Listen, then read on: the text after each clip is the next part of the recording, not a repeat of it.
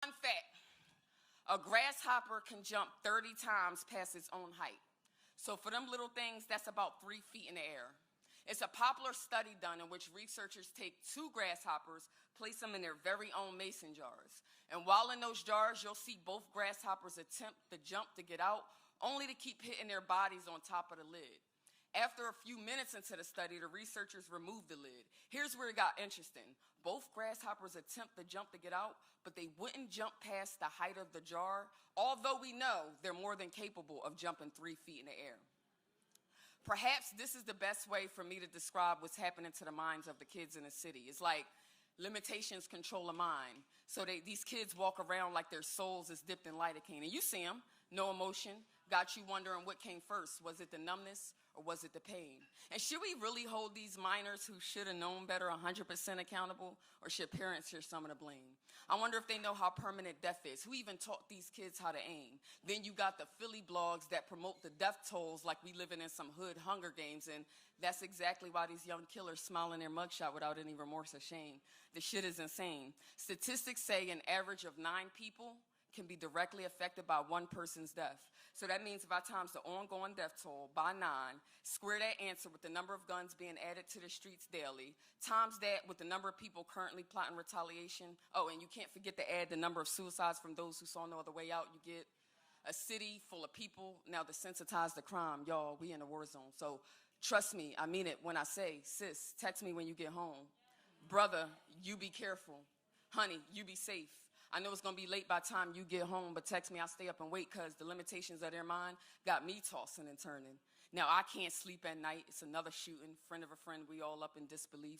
I can't sleep at night wondering if the men in my family is going to be smoked over some petty-ass beef. I can't sleep at night just trying to sort through all the Phillies back-to-back grief.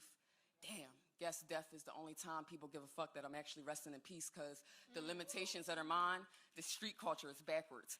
In Philly, you Joe is shit if you the first one seen speaking. And you can't let no one know that they inspired you, cuz that's Dickie.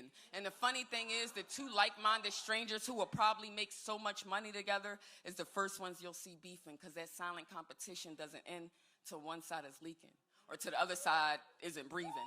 And we all know the outcome is either jail or death, so now we got 2 families screaming. We got 2 families grieving, and someone's bound to not let it go, so you already know the cycle's repeating, but the limitations that are mine. In Philly, the triggers differ. You better understand, you use the wrong tone, understand they'll deliver triggers. So you better understand that if someone's ego is under attack, ain't no telling how long wanna go tit for tat, because personal satisfaction from seeing someone else's pain is what determines a lick back. Even if it means sabotaging themselves. See, I don't get that, but it's the limitations that control a mind.